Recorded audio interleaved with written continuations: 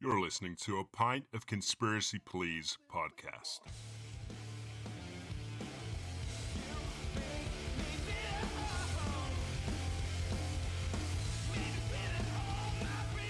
Let's get weird with it. And welcome back to episode 2 of A Pint of Conspiracy, Please, with me, Mike, and Aaron's asked me to read this. Please welcome back my glorious co-host, Mr. Reliable himself, Aaron McLaughlin.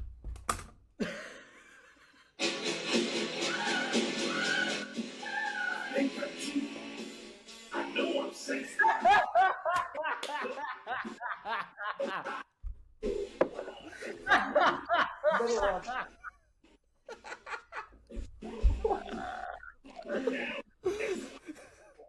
Where the fuck are you doing? You're gonna sweat so much.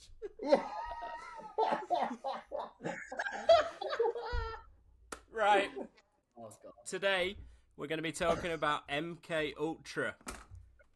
And for those that don't know what MK Ultra is, MK Ultra was a top secret CIA project in which the agency conducted hundreds of clandestine experiments, sometimes on unwitting US citizens, to assess the potential use of LSD and other drugs for mind control, information gathering, and psychological torture.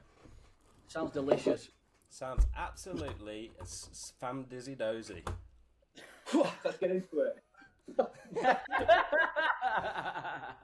Well, before we get into it, we should probably introduce our absolutely fabulous and sexy guests that we've got on. Our first guest ever for A Pint of Conspiracy, Please, Mr. Tom Bowman from the Sheratons. How are you doing, Tom?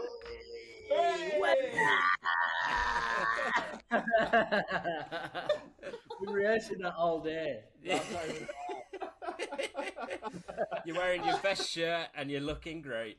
Yeah, I'm wearing a shirt, but I thought I didn't want to iron it. I didn't want to go too fancy. I didn't want to go too, you know. That's it. I look Amish. My girlfriend just kind of went, "You look like fucking weird villagers." Wicked. You look like the sexiest Amish person I've ever seen. I look like I'm one of the MK Ultras. Yes, I'll take that. Yes.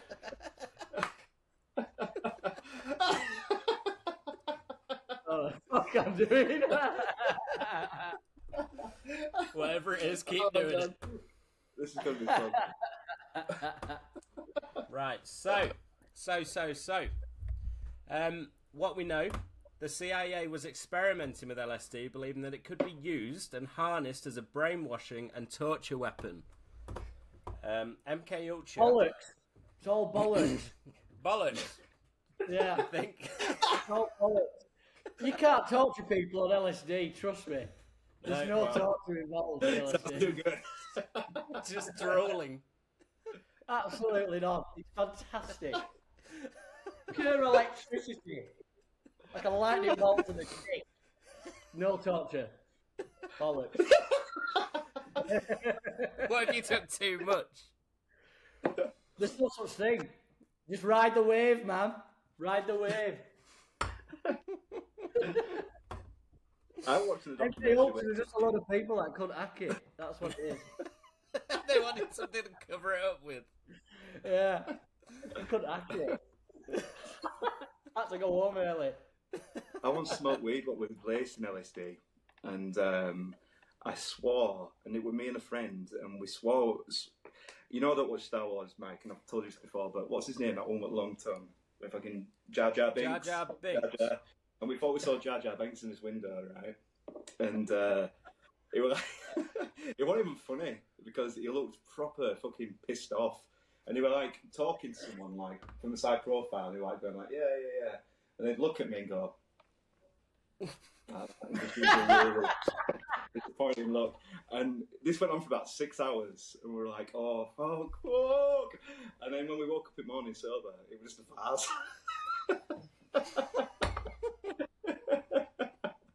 Jar Jar Binks is possibly one of the nicest characters that has ever been created by anybody, and just to have him judging you on a trip. I've never even watched Star Wars. I've not watched even one program But you film. need Jar whatever Jar you call Binks. it. I just remember you got you You got a free Jar Jar Binks in a packet of Walker's Crisp at one point. I remember that. That's probably my only reference point to him. Like the actual guy. Yeah. Popped out, expecting a cheese union. All right, mate. Yeah, Walker's Crisp failed.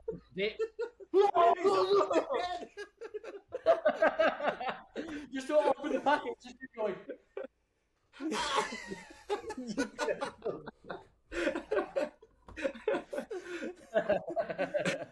It was one of those sticky tongue things that you could like lob against windows. One of them things. And yeah. It stayed on that window until you took LSD.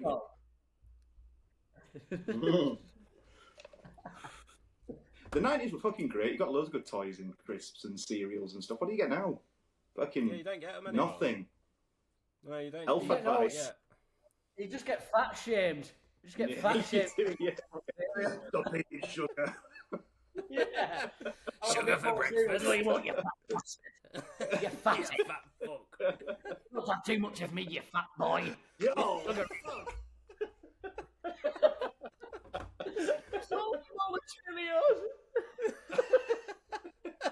I'm trying to be nice. Fucking hell. Oh God. Ugh. Oh. Anyway, mate, what were you saying? MK Ultra. Yeah. Yeah. Yeah. Serious time now. Serious time. Yeah, what are we actually on about? What is MK So- Ultra? So, gentlemen, let me bring my microphone right up here. Fuck this. MK Ultra, which operated from the 1950s until the early 60s, was created and run by a chemist named, now if I get this wrong, I'm sorry, Sidney Gottlieb or Gottlieb. And there was a journalist called Stephen Kinzer who spent several years investigating this program and calls the operation the most sustained search in history for techniques of mind control. There are apparently even reports they tried to create psychic super soldiers that could control the minds of world leaders such as Fidel Castro. Oh, That brings me on to the topic. If you could control anyone's mind, who would it be? Elton John. I'd make him shit himself live on stage. Right off the bat. I'm pretty sure he did that. Did you see him when he was walking on stage at Glastonbury? I'm pretty sure that was.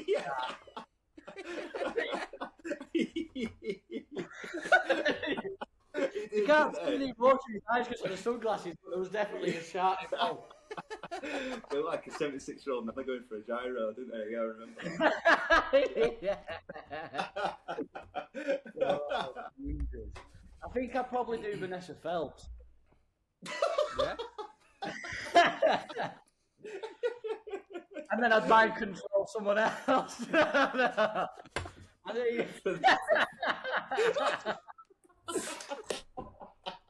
think what I'd do is I'd probably mind control Vanessa Phelps and make her eat a full block of cheese live on TV. She lost a lot of weight, so it means a lot. Like on Loose Women or something.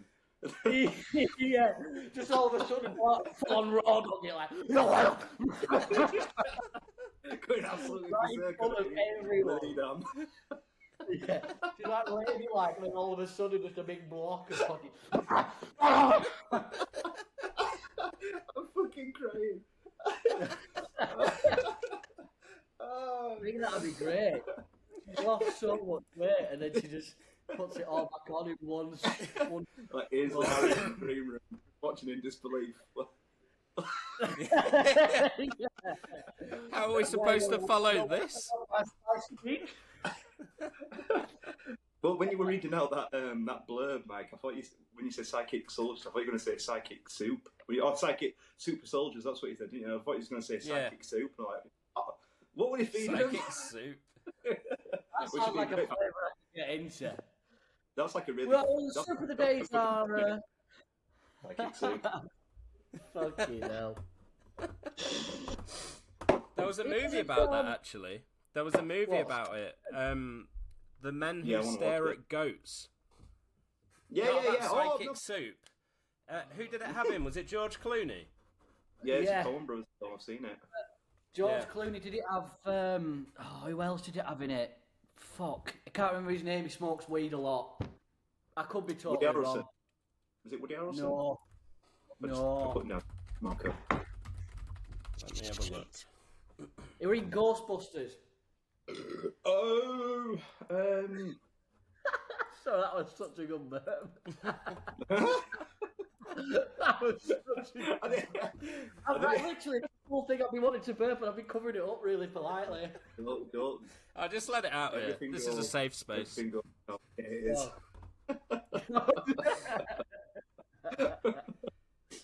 Who's in it? It's Hold on. Who? what's his name? Bill now? Is it Murray. Bill- Oh my god, what is his name? Is it Bill Murray? That's the one. Is he Bill in it? Murray. Was he in it? I'm trying. I can't see him on the thing. He's probably not. I don't think he's in it. I've never even watched it. You never even watched it. Oh, he were in it. You know when you One see time- like the poster, I thought he were there. He's not. Now that's some good Everybody else advertising. was there. I think that were a goat. Same thing. Tomato, potato, am I right? Bill Murray, no.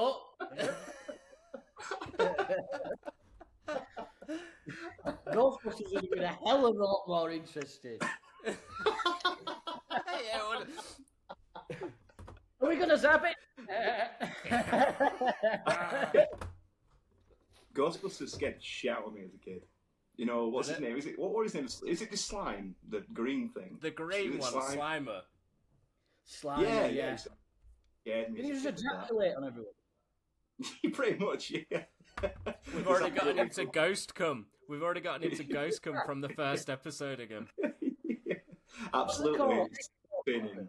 Ghost pre-cum, wasn't it? Ectoplasm. That's it. Oh, ectoplasm. Ectoplasm. Shut up, it's cum. Yeah, we all know.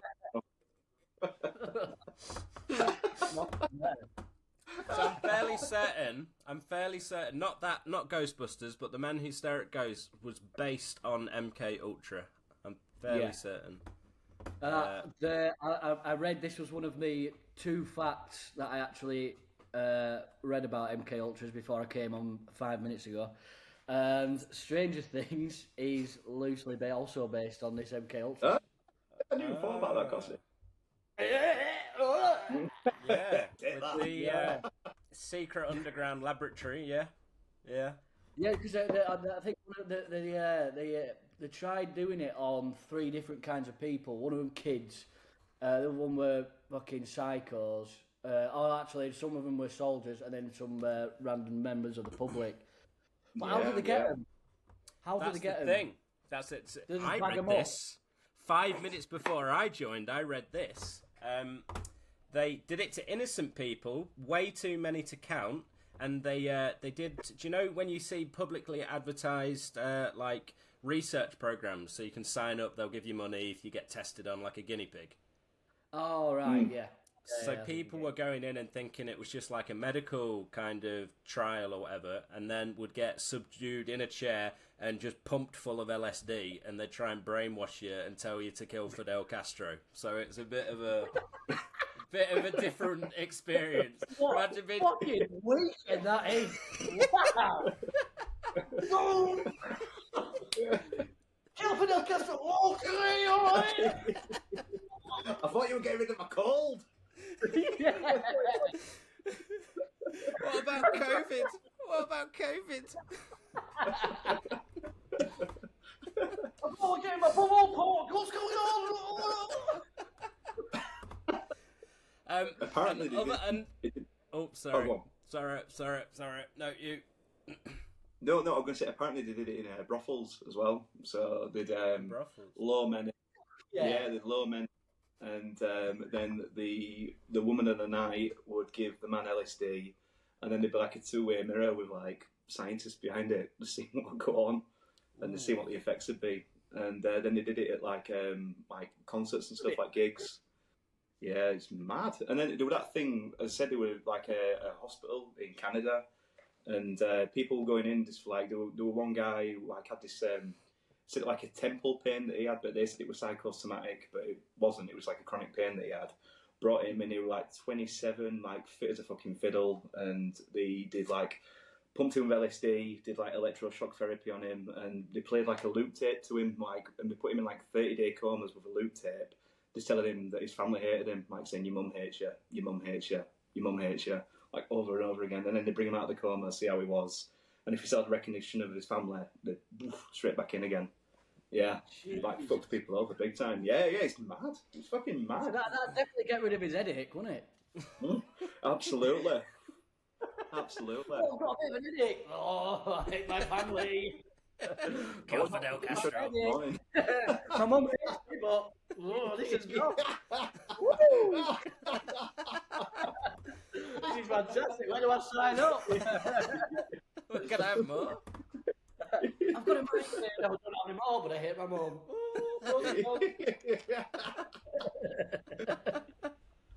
Turns out your mum was giving you the migraine. You're all cured, mate. Yeah. Everyone did. This is great. Yeah. But I think the mad thing is as well, they took no responsibility towards it, have they? They haven't apologised to all these like innocent people, and like these people like victims' families all going for compo, and they're just saying no, fuck off, basically. So yeah, mad shit. Is there alive, mate? Is there still people alive that have had it all? And they have Yeah. It ran in like late 60s, 70s, or something like that. 50s to 60s, but apparently reading online that I think it did go on to the 70s. Yeah, I think that's what it. I think it might have been in the 70s when it was at hospital in Canada. Yeah, but yeah, mad shit. As I was reading about it, I also heard that Charles Manson was also tested on while he was in prison, and that he purchased LSD from CIA agents within prison itself, and then do you know he got the those people to go and kill the whole murders, the Charles Manson murders, where he got someone in his cult to kill. They were on the same LSD, which was called Orange Sunshine. He gave that to them before they did it. Shit, no way. I've got the book on him here, Helter Skelter. It's really good. Oh shit, yeah. Yeah, I've not read that I'm a sicko. Say that again, Matt. Wasn't that the song that he heard and were like, oh god, I've got to kill people or some shit? Yeah. And then they were writing like when they did it, they were writing like ominous meshes everywhere, like Helter Skelter and blood on the walls and stuff. Yeah. Sicko. I mean, there's a number one fan, and then there's Charles Manson. Yeah. It's just like above it. I don't think it's a very thin line. Yeah. Like, oh, I really like this band, or I'm going to get people to kill because I like the song. You know what I mean? There's different levels. One day I'll have that kind of fan. One day. Off topic, have you been on a Helter Skelter before? Yeah. Have you like on the little doormat? On the little doormat thing you go down? Yeah. Oh, no, I go around. Yeah. Yeah, because they always have them in those gypsy fairgrounds, don't they? Yeah. They do, right? I went on one in York with my kids, and it were really fucking rickety, and like I never knew I was like scared of heights, so I went up something like that when it's like swaying in the wind when you're going up, and I'm like, what the fuck is this? And I'm there like with my lad going up, and he's like, I'm scared, Dad, and it's like, it's all right, mate, we're gonna be fine. I'm like shitting myself. And then when we both shared the same little doormat, you go on, and we both went down it like that, and my arse were hanging off it, and my actual arse must have been hanging out the back of my pants, and I ended up burning my arse like going round, like like the wooden bit. Yeah. That's such a British thing to do. That's a British thing to do, to know that it is very dangerous to go up there, but because you're up there, you just carried on anyway. Oh, I'm here now. Yeah. I'm here now, I'll just carry on. It gets too awkward as a British person to like recognise it and then turn around. There's something in our brains that goes like, just do it. Yeah. Oh, I'm going to do it now. It's going to be all right. It's like I don't want to offend them, even if I die. Don't want to do it. when you go for a piss and then you get kind of anxious about it because there's all the people around you. Have you ever been for a piss and just stood there? But you don't want to put it away and just walk away because people haven't heard you piss. So you need to. I've stood at a urinal before for a solid 3 minutes, just trying to edge it out because I'm not walking away from this situation. I'm not giving up. I will not be defeated by my own cock. I will.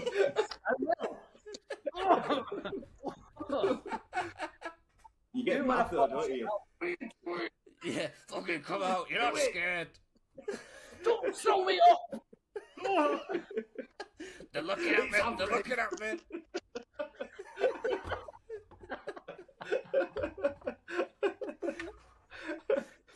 I am a man.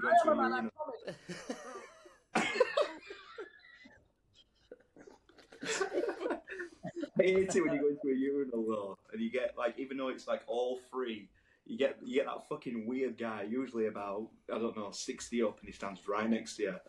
Usually cracks out a fart. Like, right, lad. Yeah, and grunts. I've had someone grunting by me having a piss. Like hard moans. That probably was me, actually.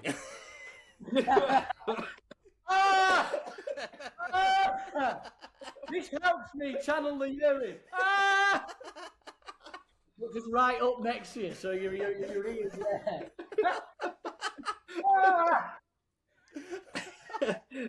Putting a dent in the urinal. No, it's not coming out. I'm not doing it for myself, I'm doing it for you. Oh, it's helping. Yes. It's like a jet Do wash. it, For £1,000, would you take a bite out of the little piss cake? A what? The piss A bite cake? of piss cake? Would you take a bite out of the piss cake for £1,000? I'll do it for free. Just to see what it tastes like. Not lemony, I imagine. It smells very lemony, baby. Yeah, up the £1,000. Don't need that shit. I'm doing all right as it is. Just give me the piss cake. Come on. Come on, Do you have that on your rider? Lemony piss. Is that on your rider? Oh, all the time. All the time. They never give me it. They always see me there at the toilet just going, where are they? Where are the piss cakes? Trying to stick them I out. want 2 bottles of Jack Daniels, crate of Guinness, 12 piss cakes. We're doing coleslaw. Some coleslaw as well, dip it in. The guy going, did you say piss cakes? Yeah, what did you say before? What, the critic? No, we just have to, all the piss cakes. Oh, no piss cakes. 3 days, piss cake, please. I think we should make a company called Piss Cakes. I don't think anyone's jumped on that name yet. Well, then it's just lemon drizzle cakes in a form of a piss cake. That's how we'll sell it. Storming onto Dragon's Den. Yeah. Look at This this. is my idea. Duncan, Deborah, I know you're both sick folks. Get ready. Piss cakes. Can we have t-shirts that just say piss cakes? No picture, just piss cakes. Piss cakes. The forbidden fruit. Oh, that'd be superb. That'd be superb. Write a song to do with piss cakes, and we'll have it. We'll do it. And then next time we do one of these, advertise it on here. Get a jingle going. Yeah, piss cake jingle. That's what we need. Piss cakes. The forbidden fruit.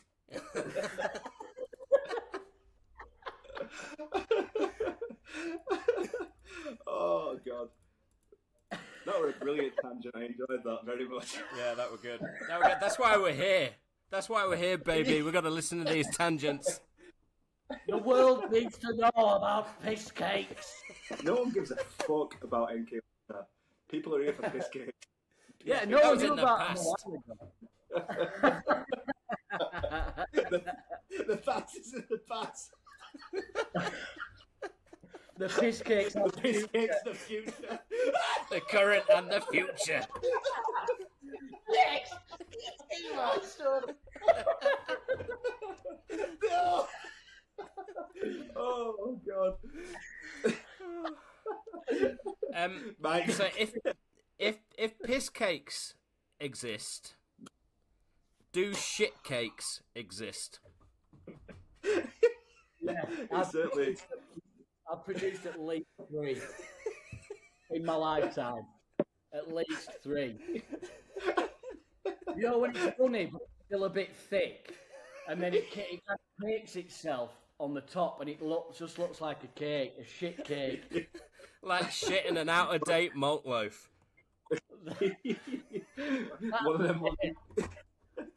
One of them ones that you could snip off with scissors mid-shit if you wanted to. If postman knocks on the door. You know what, right? Like, I find shit so funny, like shitting, farts, and if you don't find it funny, you're a fucking loser, right? And but like,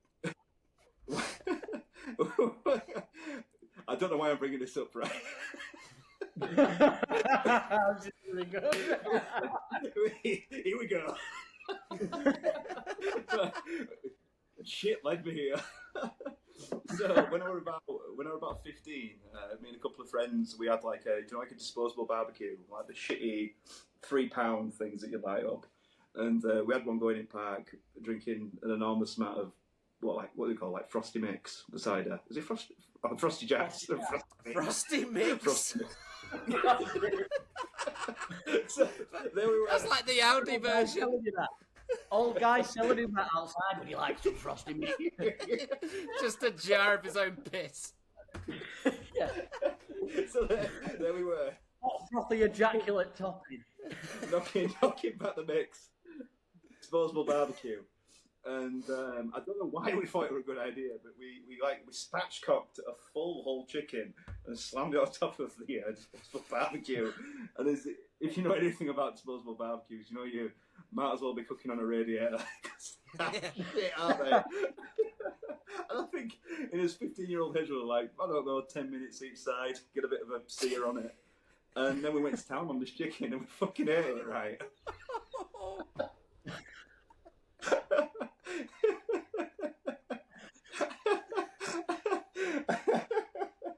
I can't stop laughing to get this story out.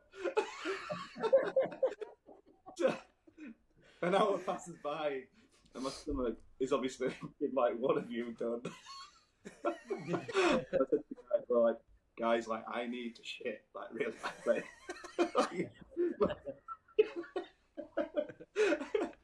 And bear in mind, we were right near my friend's mum's house. They were like, you're not going to my house. You're like, no way, no way. So, and desperation caught me. So oh God. I had a shit on a church. And I'm not saying I went into a churchyard. I shat on the church. Oh God. How the fuck? So you climb up onto the church and shit on it? So that was the easier option. Boothtown Methodist Church. Got caught really, really fucking short, and it was just desperate. I was looking for somewhere to go, and it was too late, so I had to yank my pants down, and I just shat against the church. And I can't remember why I started to tell you this story, and I've just broadcast that to whoever has 4 listeners. If there's any vicars listening to this, it didn't happen. That same church. Yeah, that same church. Pass it on.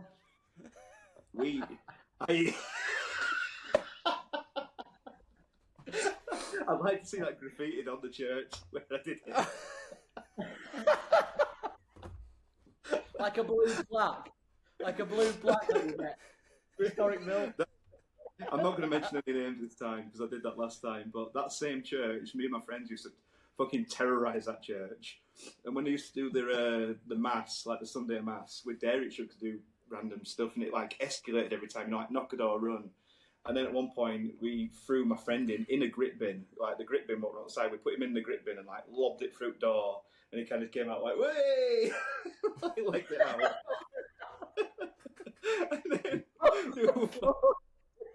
and then there was one time, in the middle of whatever service they were having, I ran straight down the altar, again, probably about 15, 16-year-old off my tits, ran straight down to the main bit where priest stands and whipped my pants down and did the fruit bowl thing, you know, when you put your cock and balls through your legs.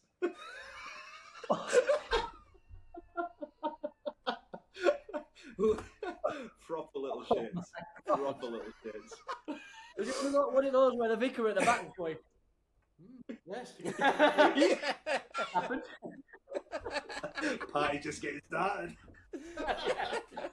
All the way from the organ area. Yeah. Who was that young man who came in? This is between me and the boy.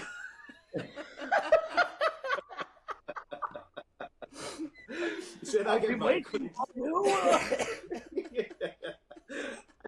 you all my life.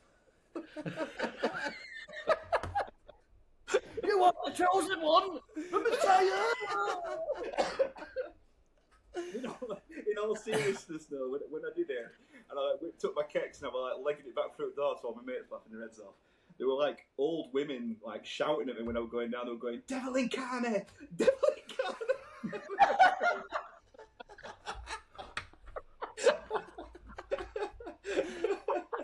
Oh shit! That is fantastic. My mum would fucking die if she heard this because my mum's an Irish Catholic and she would.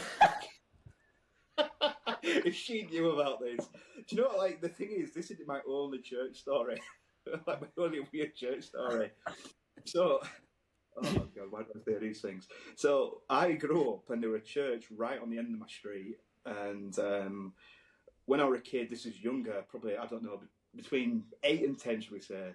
And the vicar had 2 goats in a pen, not in the church, obviously. 2 I won't Bill give him Murrays. confession.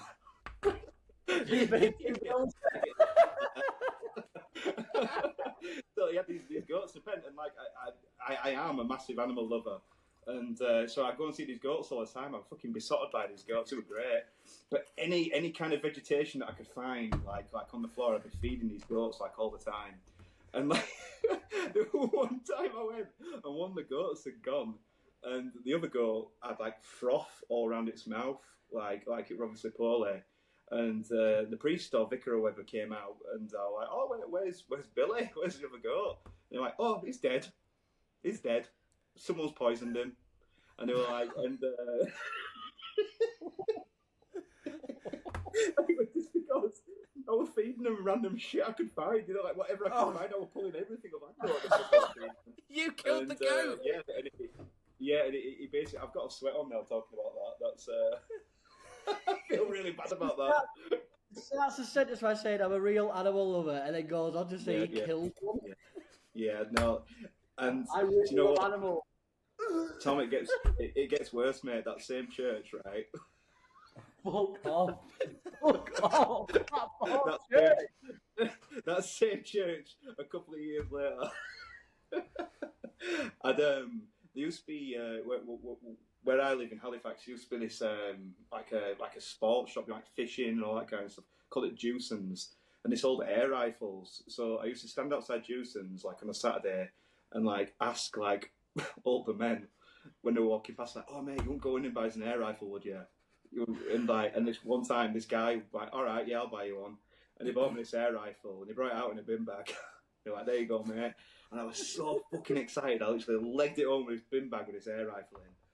Got home, and I was like messing about with it. Like, my mum had this like little yard, like living back-to-back terraces, and I'm there like pointing this like air rifle about, and like just give you a bit of a picture. There used to be these like high-rise flats, so they were like the church and then like high-rise flats, but they were quite a distance away. So I used to stand there and I used to shoot the windows of this high-rise flat. And like by the time like the pellet hit it, obviously it wouldn't smash the window. It was kind of like wobbled it, like a ricochet. And you get all like sugar puff Steve Smackheads coming out going, "You little bastard!" Out the window. But anyway, so this one day I'm there with air rifle, and there were a wood pigeon on the cross on top of the church. And I'm there looking at it, and I thought, I bet I can. There's no way. I'll just scare it. And I boom, and shot it. I fucking shot the thing, didn't I? And you know, like in cartoons, when like the feathers go like poof, like that. Yeah. That's exactly what it did, and it just rolled off the roof. And I'm not ashamed to admit that I cried my fucking eyes out. When I did that, I fucking cried. Oh, I felt so bad. In fact, even to this day, 32 years old, I know I'm going to hell, and I'm so sorry. If I think I'm going to go to hell, and there's going to be a gigantic wood pigeon and a goat there, like, you're fucked. Mate, you fruit bowled in front of a fucking vicar, mate. That is enough to go to hell. You don't need to kill any animals. You've just got bonus years now. I've loaded up quite a few stories in the last 3 minutes. Well, you reminded me actually of a story. Me and my mate used to live with me when I was about 15, and we were obsessed with, do you know, airsoft? So like paintball, but with the small BBs.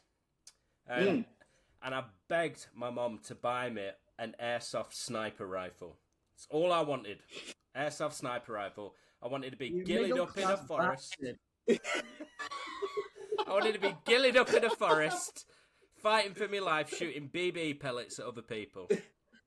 And she got me one. And me and my mate, we used to have, where I lived in Leicester, our garden was quite thin, but it went on for flipping ages, which was great. It was basically a firing range built for this airsoft sniper, which I loved.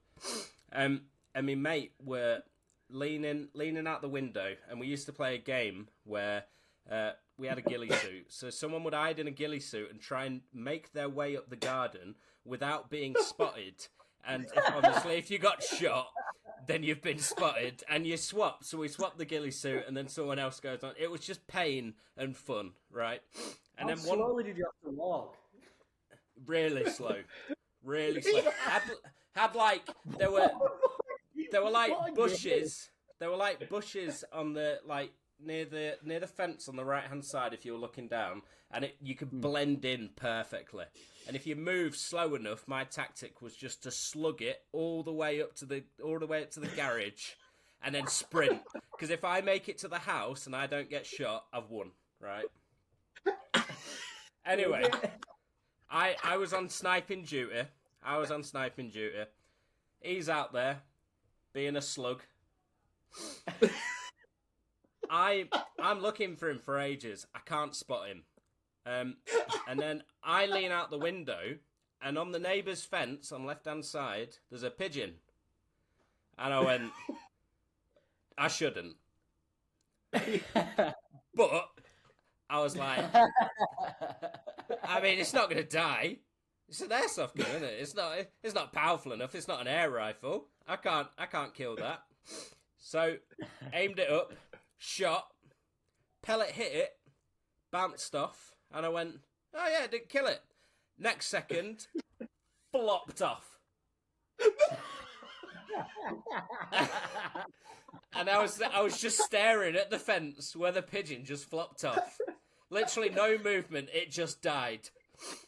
And me mate ran into the house, and he was like, I made it, you didn't even shoot me. I was out in the open. Oh, you could have got me so many times. And he was like, what's wrong? From that moment on, I was like, I don't want to talk about it. Soldier returning from war, it were PTSD in those eyes. All I can imagine is that. You don't know. It's imprinted in my mind as that pigeon on that fence just going, here we go.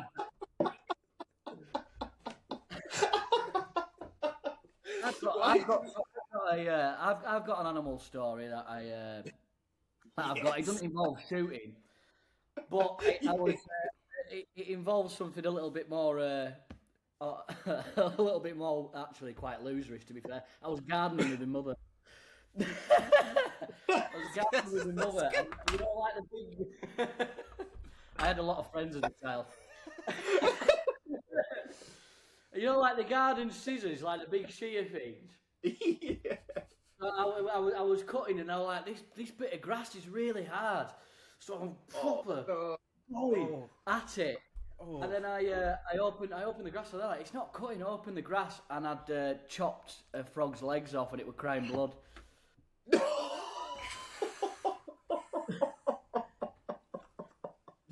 It was crying blood. I would have cried if I did that. I just thought I'd join you. That's my experience. Imagine the frog hiding in that shrubbery, just going, not again, not again. There's you going, la la la la la. Stop!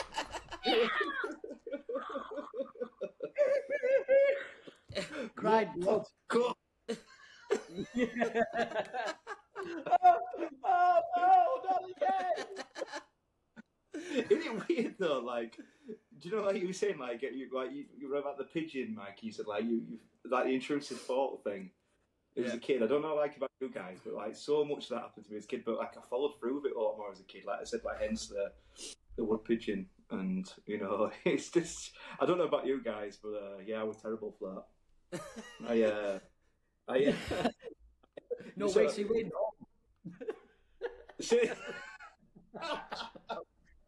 There is a difference, isn't there? Significant. My mum's next door neighbour, she had like two older sons, and one of them was like mad into golf, like, and he had this like a dustbin, like a metal dustbin, full of golf balls. And I can't even tell you how tempting that was as a kid. You know, just seeing these golf balls every day, like full to the top. I don't even know where he got them all from. And this one day, I thought, fuck it, I'm having them. So I went in and just like went into Jill's yard and like got this big thing of golf balls and like dragged it out in like onto the street. So like where we lived on like a street of back-to-back terraces, and I went down this big steep hill called it All Souls Road, and I went straight into the main road, and across there were a petrol station. So like I grabbed this big fucking dustbin full of golf balls and just went woof. Threw all down the hill. The only way to explain it is like, do you remember that advert yonks ago when we were kids? It like Sony Bravia or something, and there was all them bouncy balls like going down that big hill, and it's all really scenic. Don't know if you remember it. Yeah. It is. Yeah.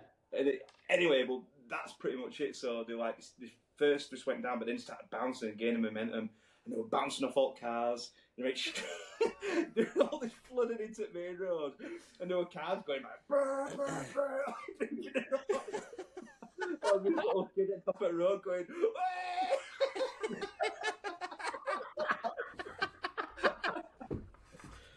What about your fucking neighbours loved you? Yeah, honestly, a little shit.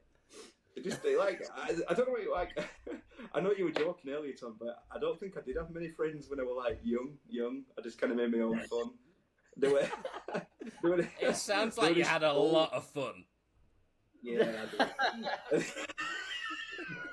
I'm gonna say that is absolutely fantastic. You're like that kid that used to just burn shit, weren't you? Weird kid that's like setting stuff on fire. I had a kid. Secondary school, I sat next to this kid, and it was in science, right? And this guy ended up becoming quite a good friend of mine throughout secondary school, which was kind of weird considering this. But I remember it like first science lesson of year 7, and you know you get randomly allocated to seats, so you're sitting near people and you don't know anyone anyway unless you went to school with them before. And halfway through this lesson, he tapped me on the shoulder and he went, "Hey, watch this." Grabbed a Pritt stick, right, and it worked. You know when you could twist them and they'd come out, right? It were half erected, and he went, and he stared at me. He stared at me, and he swallowed the glue, and then he went. He looked at me and he went.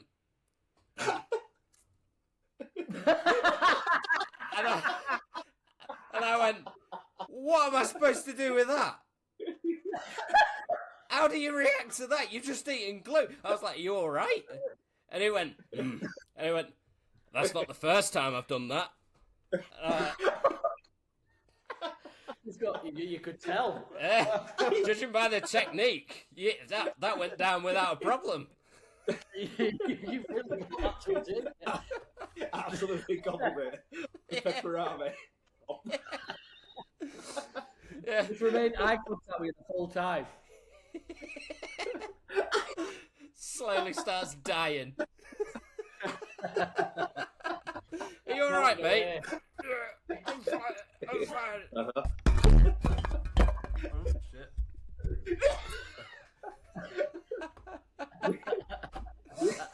Oh, fucking hell. I've got so many weird stories from school. Oh, me too. Honestly, millions. Like, I'm going to just tell one more and I'm going to shut my trap. But there used to be this guy, and I'm not going to name him, but he was a couple of years older than me. He used to get on the bus, and he was a quiet guy, but very strange, very, very strange. And I just I wanted to talk to him, so I always make a thing like, all right, mate, like, and he's nothing, couldn't get any, like talking to a fucking brick wall. So it kind of came funny to me, so every time I get on bus, I'd be like, all right, mate, I couldn't sit next to him, and I'd be like just nothing, and then just randomly, just out of the blue, his mum were on GMTV doing an interview. I'm like, what the fuck? I'm like, this is amazing. So I thought, I can't wait to see him on bus tomorrow. So I go on bus. I'm like, I saw your mum on GMTV. And he just really calmly started going into his rucksack in front of him, just getting stuff out. And I thought, I wonder what he's doing. I wonder if he's going to show me something about it. And he pulled out the old compasses, what for maths and shit, whatever it was. Yeah. Yeah. He just pulled out and he had a good look at it like that, and then he fucking stabbed me at 5. That is fucking gangster right there. That is gangster shit. That were it. I learnt my lesson that day. He looked in that bag and he went, yeah, that'll do. Yeah, exactly. How do I make him shut the fuck up? I bet he planned it. I bet he'd planned it since the first day you said, all right, mate, to him. And he's just waited for the right moment and thought, JMTV. I wasn't even being a knobhead. I would just be all right, mate, how's your day been? What's your favourite colour? Do you like fish and chips? I wouldn't even be nasty. But I just obviously wouldn't shut up. I like the way that's your first protocol for conversation starter. What's your favourite colour? Do you like fish and chips? Well, the message you sent me the other day, Aaron, where you were like, I really like curry. What's your go-to order? That's my pickup line. Yeah. That is Tinder conversations, mate. That is what that is. I think you can base a lot of base someone's personality, quite well off their curry order. Yeah, I really do. If you're gonna order, I don't know, a vindaloo, cunt. If you're a booner man, you're a good guy. You're solid. You're solid. You're probably, you haven't even had a parking ticket.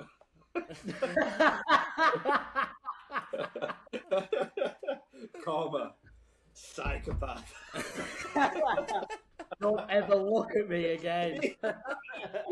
This is over. It says a lot about me. I got a vindaloo the other day. Oh shit. You know what? First thing I thought in my head when I took a bite out of it was, what a cunt.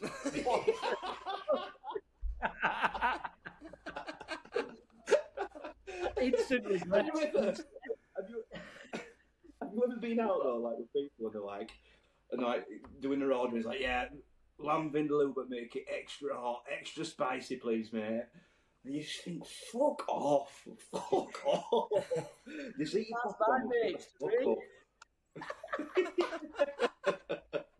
I didn't go for the extra hot though. I couldn't commit that much.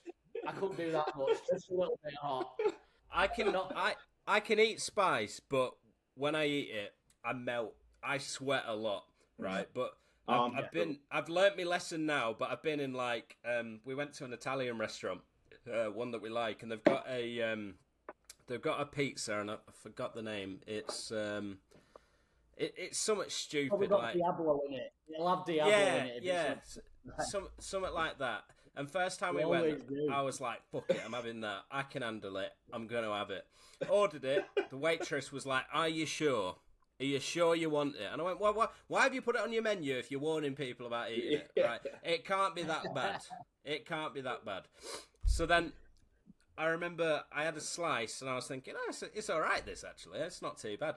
I was about half the pizza down and I was fucking piss wet through in sweat.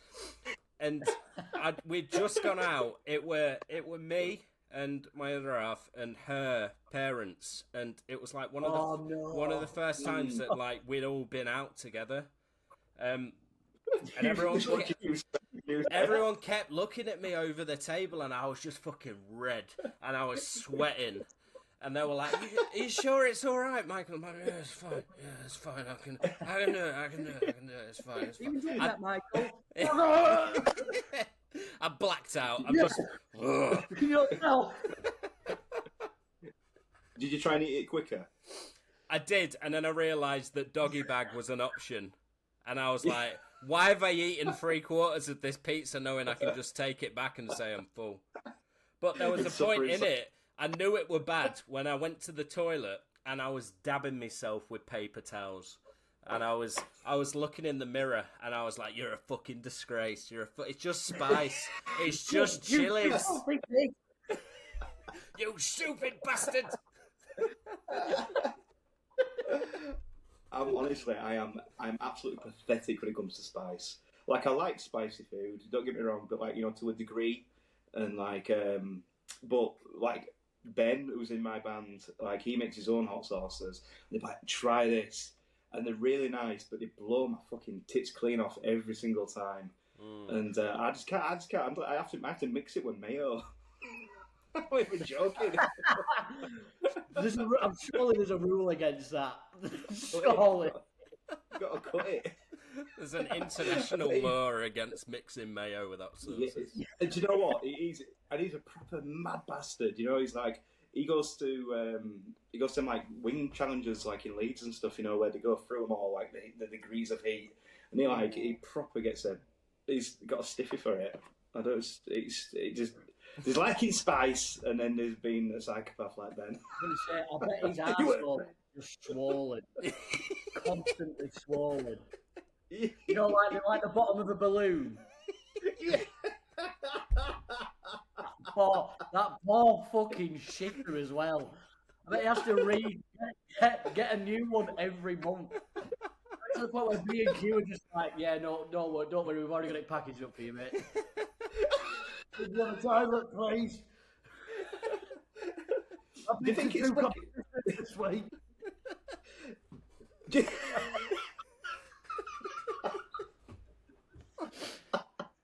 Oh God, I'm crying. Oh. Do you think it's like a sadistic thing? Do you think it's like pain for pleasure? Yeah, it's gotta be, because it's fucking horrible. It's the worst thing ever. Eating spicy things is so bad. I enjoy it. I find it funny, but I don't like it. You know what I mean? Mm. I love the name of sauces.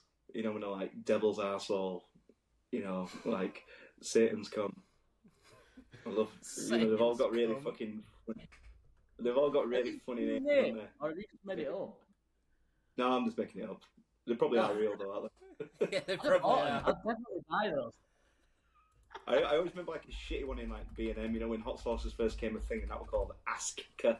They had a donkey on the front. That's a classic. That's a classic. I'll tell you where you can get them from. Fucking. Can we say words? Shop names. Yeah. Yeah. Oh no, I forgot what it's called now. VHS. B&M's, that's it. You can definitely get a bottle of ass kicker from B&M's. You can. We used to do it, you know, I used to pre-drink. Go on. I was just looking. I just googled funny hot sauce names. Yeah. There's some like seasoning that you can like rub on to whatever you're eating, and it's just called shit.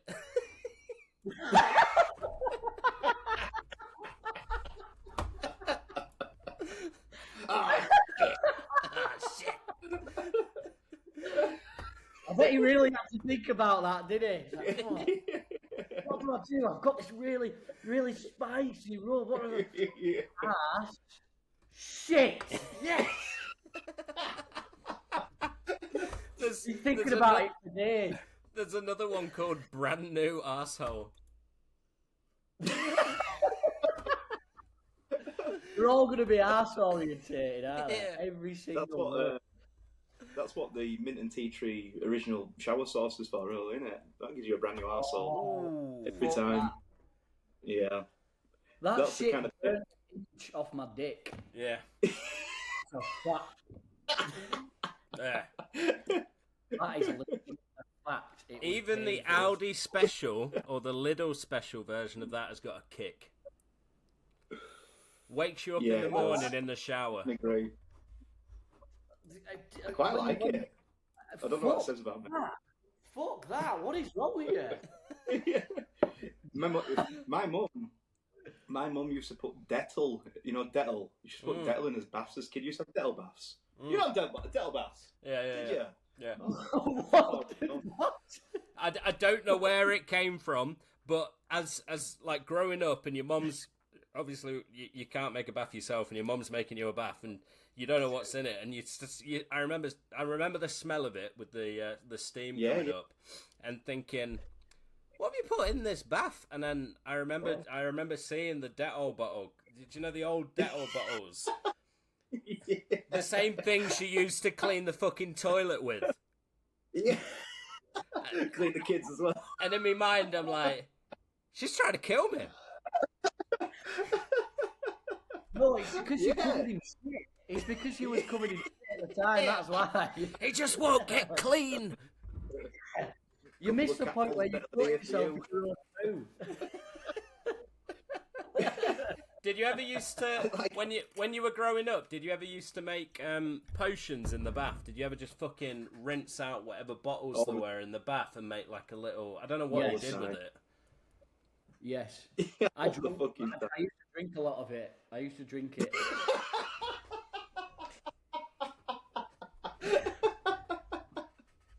A couple of scoops of bathwater. It was good. It was coloured very nicely. I'd made a good creation. It smelled good. Why the fuck not? I spent time on Why this. the fuck? Yeah, I invented prime before it was prime. That's all that is. I imagine it like I don't know, like a 17th century monk, you know, like making like some kind of brew. You're like, oh, the elixir. Did you ever see that Disney film called Fantasia where there's Mickey Mouse and he's got like all the things in there just like that. Oh yeah. Your mum walks in, you just kind of slurping a bottle of matey. All right. Just going, oh, not again. What have you got there? It's Tresemme and hairspray. Two of the best things you could drink. My mum used to come in with kettle. Did you know, like, because we had like, we called it Emerginator. And when the Emerginator ran out, so we'd have a bath and it'd be like fucking lukewarm. And she'd come in with the kettle while we were in the bath and run it in. She's like, mind your legs.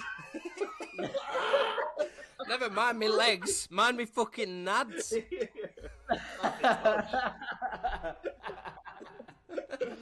Yeah, mind your legs. What about the rest of my body? Nah, fuck that. It'll never be of any use, don't worry. There's so many weird things I did as a kid, like waking up in the morning, like a school morning, I'd get up a bit earlier, and while I was waiting for me dad to get ready, because obviously my dad used to drive me, I used to just like, I'd either run me hands under hot water, like I've never felt heat before in my life. I'd put my hands under hot water and I'd put my head down, and I'd be in like this meditative state, like just bliss, and I was just like, oh, this is fucking good shit, this. Or, if it were really cold, the shirt would be coming up and my bare back on the radiator. And there was nothing like, there was no heat like that, but sometimes it would get a bit too much. It would get a bit too much and it would start burning me. So I'd have to like edge away from it. But then I'd secretly go back in for more because I kind of liked it. Secretly. No one will know. Ooh. That's like an advertisement for autism. That's what that is. I'm not diagnosed, but I bloody know I am. I'm autistic. I can't remember if it were Neighbours or Home and Away, but there was a character called Drew, and it was like a heartthrob, and I think he might have been like a car mechanic or something, and he always used to have that like that triangle of sweat just on his shirt there. Yeah. And yeah. I used to run to the bathroom and close the door behind me, and I used to wet my shirt into a little triangle there and stare at myself and pretend to be Drew.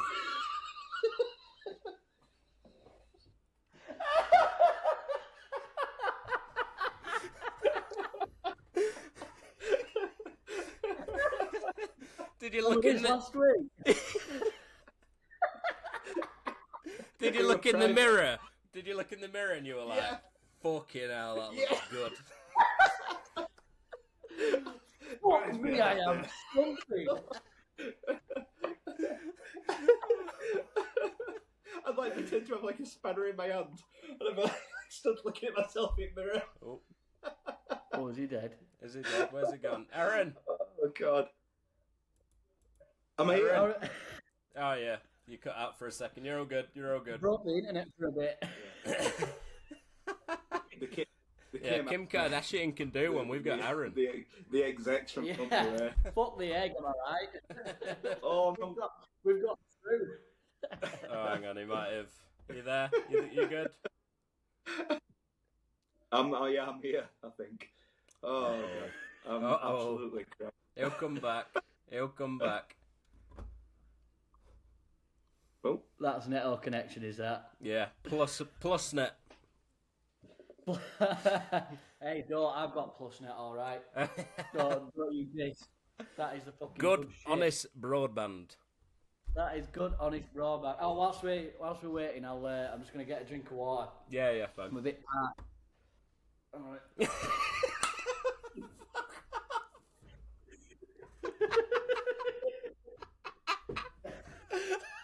That's going in. What have I missed? There we go.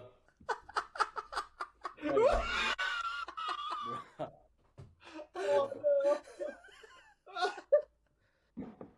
I tucked it. Please tell me you saw that. Oh, he's gone again. I think I got. It were the cast at Home and Away that came from there. It was Drew. Drew at the door, still with the perfect triangle. Aaron, did you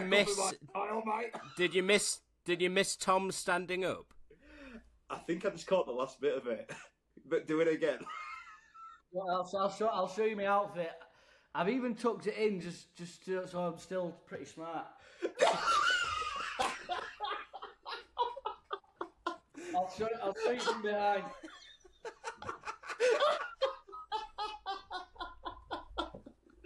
Get it?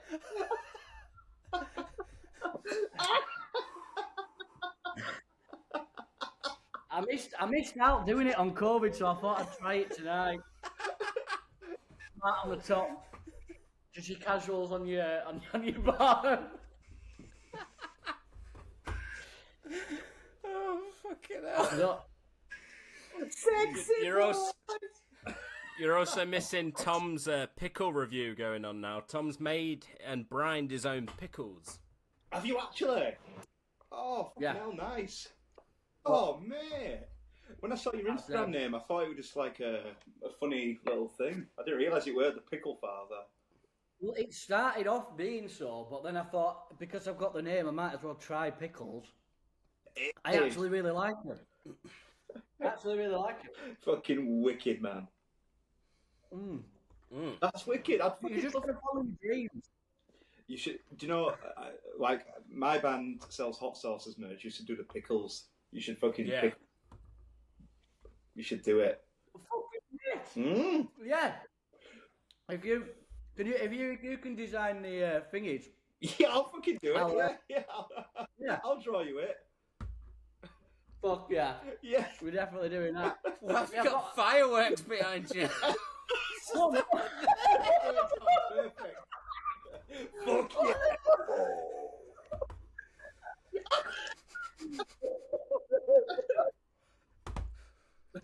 What the fuck happened there?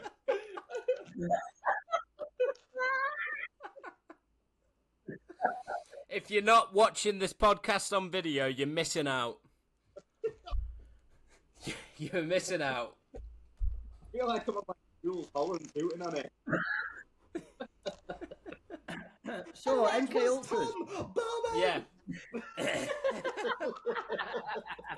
Right, yeah. For those people that are here that want to actually learn about conspiracies, tough shit because you've lost out. I'll give you another quick little fact that we found out. The guy that's killed Robert F. Kennedy was suspected to be under hypnosis as part of MK Ultra, which is no fucking way. I didn't know that. I thought that maybe JFK, because the whole thing with JFK, like he died, no one really knew how he, like, obviously he got shot, but no one knew who did it. And then they pointed out, I can't remember his name, but they pointed out a guy and made him to be at this building and this window at the same time that he died. That's the guy that went down for JFK. But Robert F. Kennedy, yeah, the guy apparently that killed him was under the influence of like an LSD-like substance. Holy shit, I didn't know that. Did he get away with it? No. Oh, he still got arrested? Yeah. I'm going to say that'd be a good excuse, wouldn't it? Oh, no. MK Ultra, LSD. I went for that bloody hospital research thing, and then I killed the president. It might not seem like a big thing now, but it will be. No. I thought I just hated my mum. There's actually much more. Shit, wrong target. I like to think that that no one killed him. I just like to think that his head exploded just mid-drive. Yeah. That was his like time. Some people really do with his head in. Oh! He had that really bad headache and they wouldn't let him into the hospital. Yeah. What happens when you don't take LSD for a migraine? Another thing that I found out, Robert Hunter, who was part of the Grateful Dead, went into Stanford and he was actually part of the LSD testing program. So people think that the music that the Grateful Dead wrote, obviously a lot of it was on drugs, but it's also connected into the whole MK Ultra thing. Whoa, that's this. Yeah. I fucking love See, now that's what happens when you can hack it. Yeah. hack music. He completed the program. Yeah. They're like, fuck, we've got no more LSD to give this guy. What the fuck? He's taking it all. Do you guys ever listen to Mars Volta? Like, no. weird, like, mathy prog metal band. They did an album probably about 15 years ago, and I only found out just recently. And they would, one of them, I think it was the lead singer, and he was fucking with like a Ouija board. And he had like, I feel like he had some kind of like weird talisman or something like that. I know it sounds very Jackie Chan Adventures, but whatever it were. And, they said that it fucked with the whole recording of the album. They said like things kept going wrong all the time. Like band members were leaving. Like the sound engineer said, "I don't want to work another second longer here." And they used like a lot of these like sound clips from like the Ouija board recordings on. If you find it on Wikipedia, Mike, you'll be able to find it. It's absolutely bonkers. But yeah, and the album's great. What were they called? Fuck, my mind's gone blank. And I've talked about them. Mars who? Mars Volta. Jesus, God, that's it. Volta. Yeah, I think I've heard that. I think I've heard a bit of that story. Yeah. I went back and listened to it recently. Yeah, search like Mars Volta Ouija board. It's it's bonkers. It's on Wikipedia.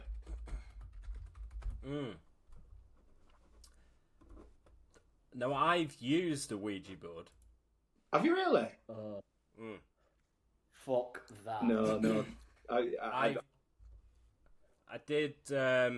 We did 2 sessions of a Ouija board, and it was me and 2 other people. I won't name them, but we tried it out because I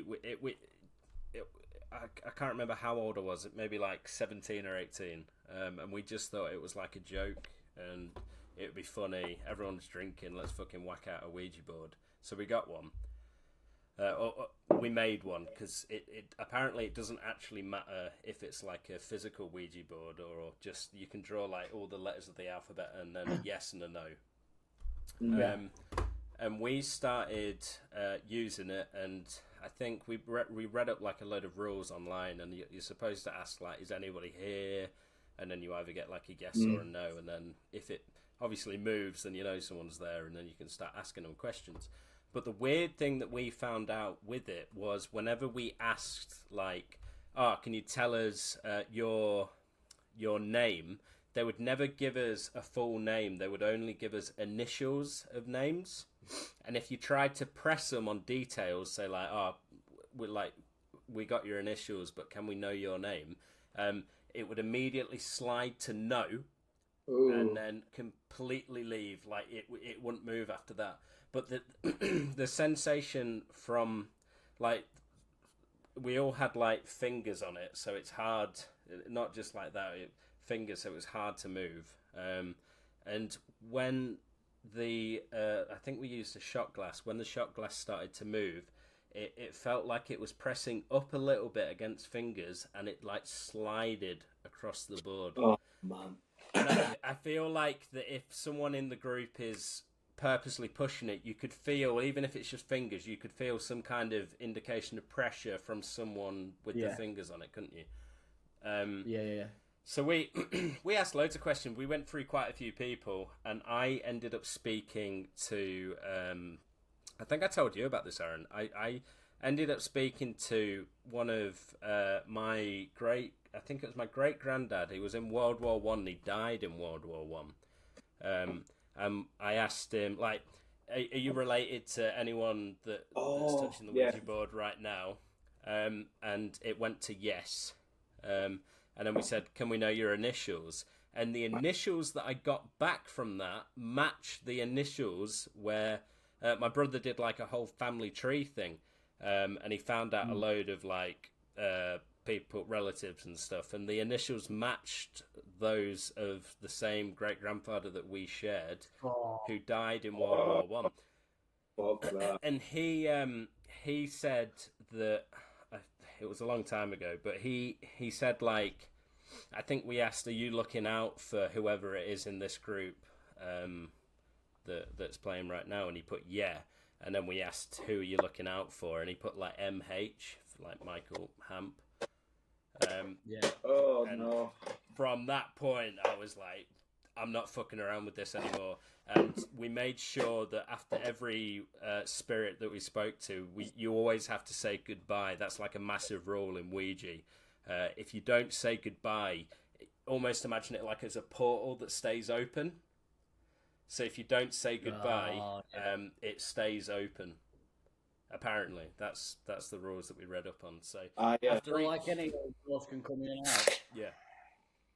So we I would rather we made. Shit. Hang on a minute. I think my camera's cutting in and out. Am I frozen? I would. Yeah, the picture looks really funny. Really bad. You're gurning. How can I? Why is it not changing? It looked like one of them jellyfish. Yeah. Look, droopy faces. Why is it not changing? Hang on, let me unplug it and plug it back in. Hang on. I would rather shit in my hands and clap than do a Ouija board. I could not do it. Do you want to know what the weird thing is? The weird thing is, right, is that your granddad's looking out for you. So every time you touch yourself, your granddad's great granddad. Yeah. It's the great. Anytime I do anything, it's always been in the back of my head that my great granddad's been stood behind me and going, "Oh fucking hell, I wish I wasn't here." Oh God, what's he doing? You carry on with it. You openly say it, you know, you're just kind of like, yeah, fuck it. Just check all corners in the room. Where are you? I was about this. This is what you died for. But we got when we did it, we got one really bad one. It was a guy apparently that died recently to when we were doing it. So he died when he was a teenager. But he obviously knew all like the memes and internet slang and stuff.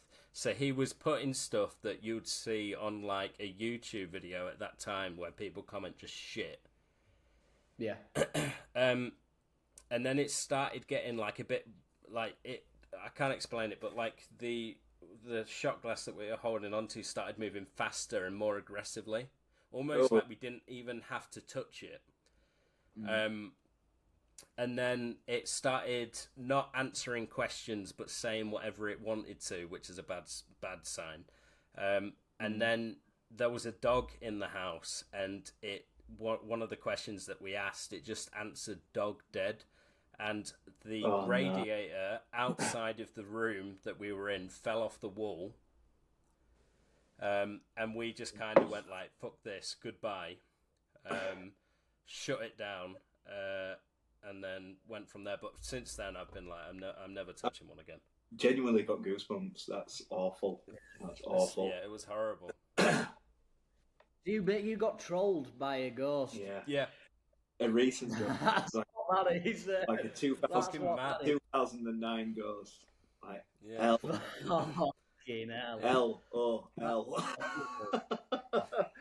on the board. LMAO. Yeah, they were horrible. Ruffle copter. Lol. Have you send me the new memes? Show me where it's from. Lol. I grew up in a fucking really haunted house. The house where the golf balls, everything like that. So when I wasn't fucking about outside, horrible demon shit were happening inside. There was like all sorts happened, but the story I'm going to tell you is, so me and a really good mate of mine, we were playing fucking Tony Hawk's Pro Skater 3. What a game! And it was such a cold house, and we had the couch, like we'd moved it and pulled it right up to the fire. So just to give you a thing, like an open plan thing, so they were like the living room, and then the kitchen were like a part of it, if you know what I mean. So like this big room, and we were there playing Tony Hawk's, and we'd both fallen asleep with the game on pause on the couch, and we were both there fast asleep, and we woke up to this whispering, but like an argument, like of a whispering kind of thing, almost like you know, what are we gonna do? What are we gonna do about it? And like, I woke up and I looked, they were looking right at me as if to say, what the fuck is that? And we're both looking at each other, and then this whispering, this stopped, and then it went, shh, we're awake. And then we both looked over the couch where the whispering was coming from right behind his head, and there was nothing there. Oh, man. Yeah, there were all sorts. There were one time, me and him again, once getting ready to go out into town, like getting ready in my bedroom, listening to songs and stuff. Only people in the house, and I used to have this dickhead of a stepdad, and we're there getting ready in the house, and then all of a sudden the bathroom, which were right against my bedroom, all we had were coming from the bathroom wall, and we're like, whoa, what the fuck was that? Thinking it was a dickhead stepdad. Went out and there was nothing there, and we're like, right, let's go to town. Let's fucking go. All sorts happened. All sorts. It was horrible. How could you go back into your house after shit like that? I know. Honestly, there was stuff since I was a kid. Like, used to wake up at night and like my bed would be shaking and like the blinds would be shaking at the same time. There was all sorts. The whispering thing I was talking about, that were something that stayed. Like, even when I was a small kid, I'd wake up and hear like whispering in the house, and that stayed till like when I left. I think I was like 18, yeah. And then because it was my mum's house, and then I moved out, and then my girlfriend, but wife now, we ended up moving back and renting it for like a year. And there was one time, and she's the fucking biggest pessimist you could ever meet. She's just like, no, don't believe in that. That doesn't exist. Me and her fucking sat down eating his tea one night, right? And to give you a bit of a picture, the telly's on the wall. There were like a bookcase at the side that had like the Freeview box in and stuff like that. We started eating his tea. And the Freeview box fucking lifted up like that and just went bang against the wall, and that telly went off. And at first, it didn't really click as something creepy. We just felt like, I don't know, like something's just, I don't know, just didn't even think. So pulled the bookcase out, and there's like an extension cord behind where everything was plugged in, and every single plug had been taken out. And I think at that point, she thought like, something not right here. And then, yeah, we'd hear all sorts. Like there were one time we were upstairs, and we at that point where like you're not asleep, you're not awake, you're just kind of like that drifting point. And she sits up bolt right, and she goes, "What was that? What was that?" I'm like, "Oh, nothing." Even though I did hear it, she gets easily scared, so I didn't want to scare her. And then when we woke up in the morning, I went, "I heard what you heard last night." And she went, "Why? What were it?" And I went, "It was my guitar downstairs." And it were not just as like, so my guitar were propped up on the couch downstairs, like an acoustic guitar, and it wasn't as if it like fell. Do you know, like sometimes they fall and they make that like ringing out sound. It was string. Yeah. It was string for string. Like someone just went round with a finger and just went ping, ping, ping, ping, ping, ping, and that just rang out throughout the house. There were all sorts that happened. Yeah, creepy stuff. So basically, right, you went to that house, and whatever were there didn't want you there in the first place. Yeah. So you fucked off. Yeah. And you moved back there. Yeah. Suppose I was smelling. What a smart guy. Oh man, there were all sorts. Dude, you know, right? The smartest decisions you have ever made. Like, there's this one story, right, that happened. But so I used to be in this band that I used to drum for when I was like 15, and we were like an indie cover band. So we used to like this is totally irrelevant, but we used to like Oasis, Stone Roses stuff. Yeah. And the place where we practiced were like a stone's throw away from my house. So we used to practice like late on in the night. And so I was walking back, and I had a indie cover band. I had a double bass pedal slung over my shoulder.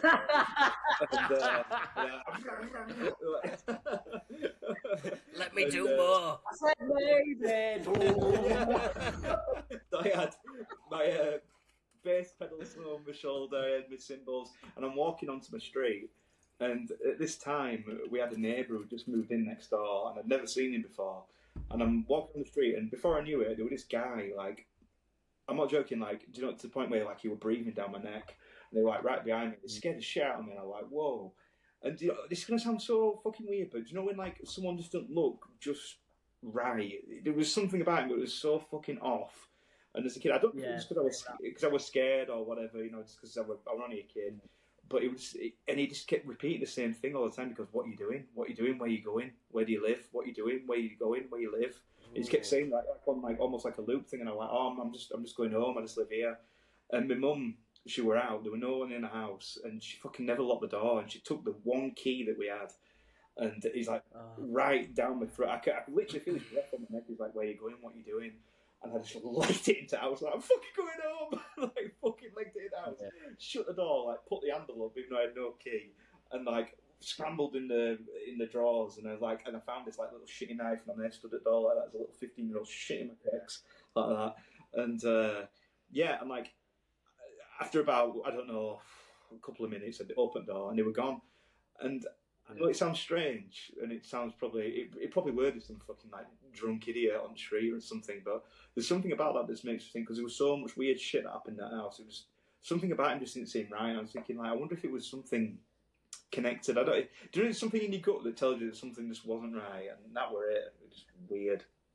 So weird. Yeah.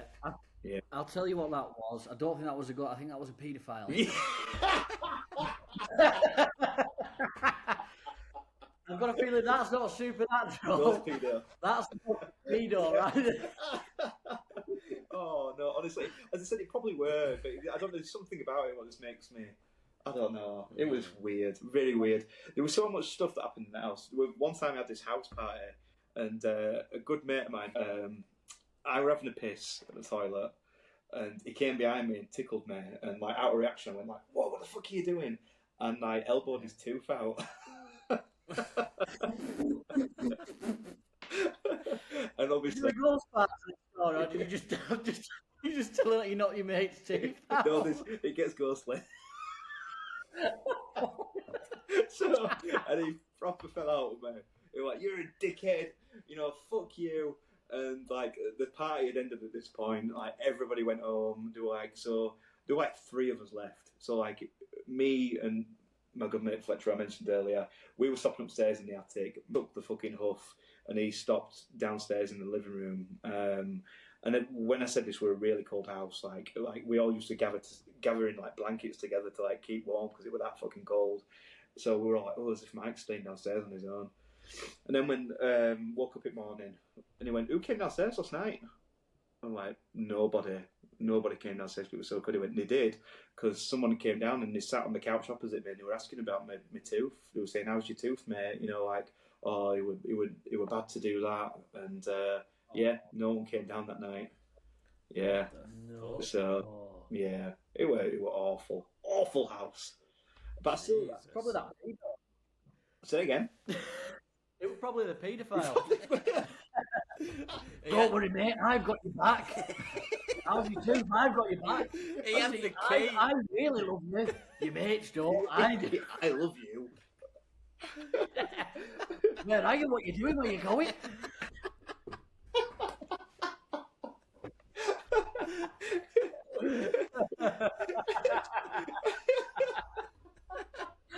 As I said, where is it you live again? Yeah, that door never got locked. Anyone could fucking walk in. It's just come in and out. You solved it. It would never go. It was this guy. It was just this one paedophile around your street that you should just talk to himself. That's wicked.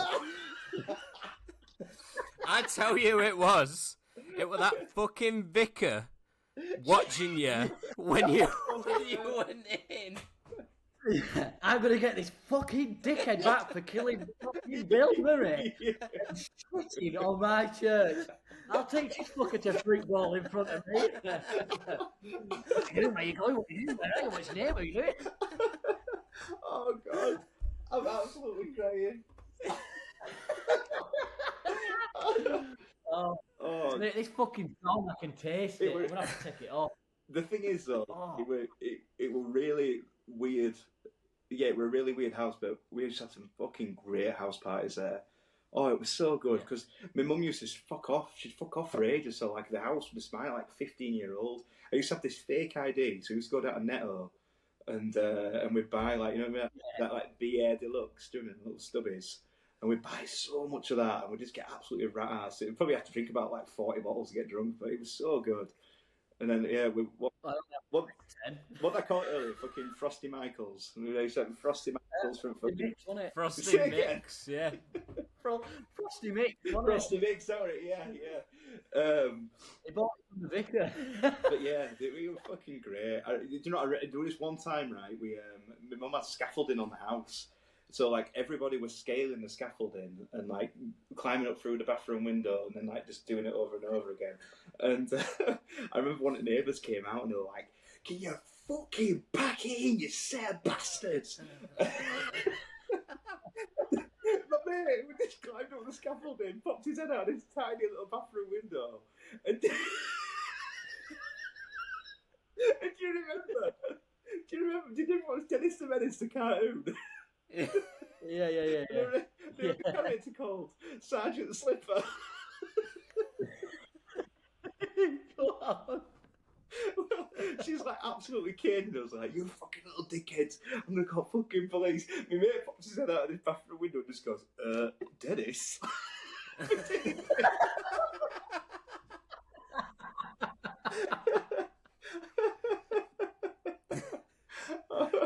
Oh. Oh, good times. Good times.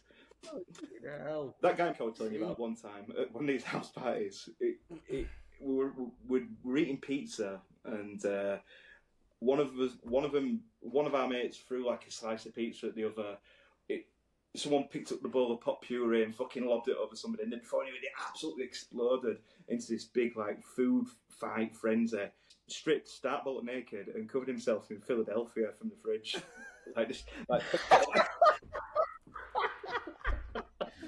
Now that's my kind of guy. Yeah. The thing is, that is not the first time he did it, because we once got invited to a house party. Fuck knows whoever invited us. Like, why would they?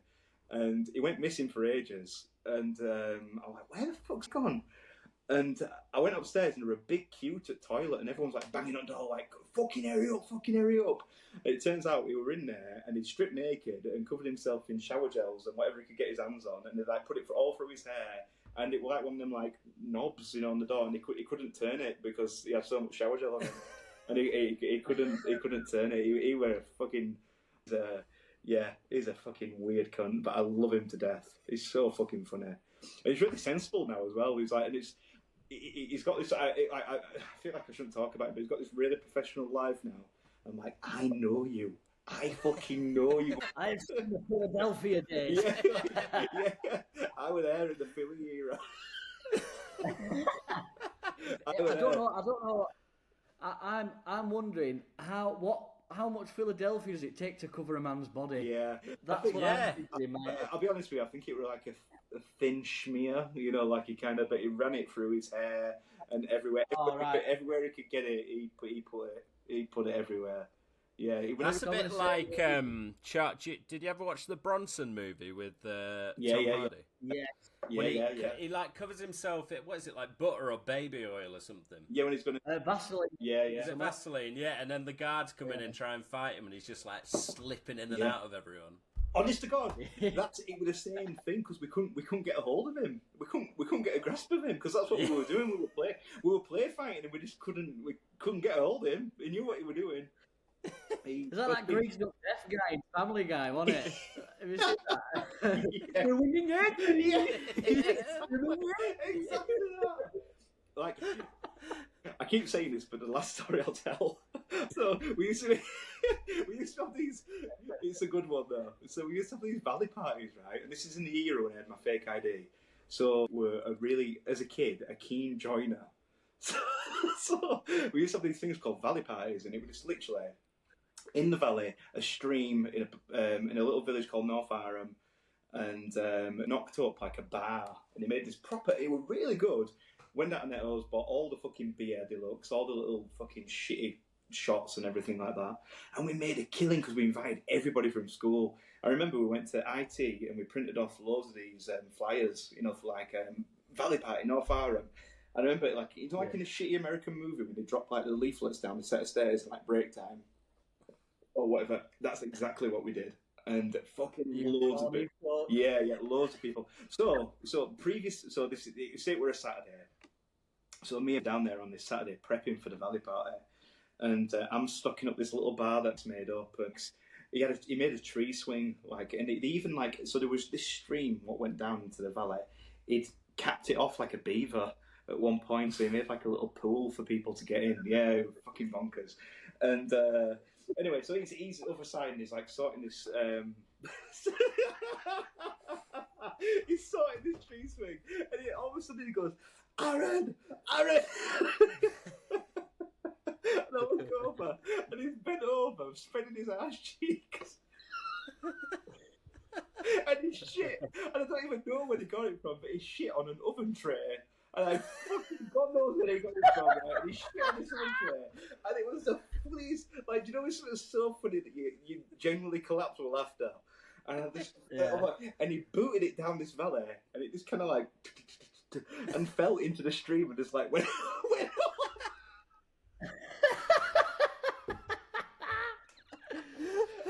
like when you initiate like a boat, when like the Queen initiates a boat with a bottle of champagne.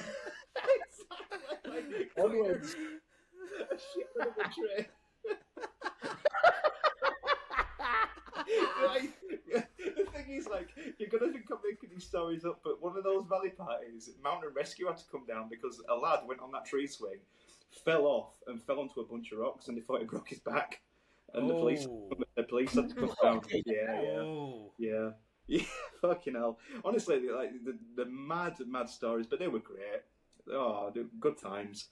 And then he'd drag us around fucking the car boot at like 5 in the morning after these valley parties. Like, want to go home? He's like, no, not until we found something good.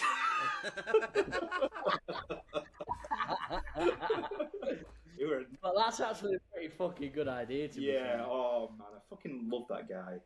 Yeah, he's fucking great, honestly.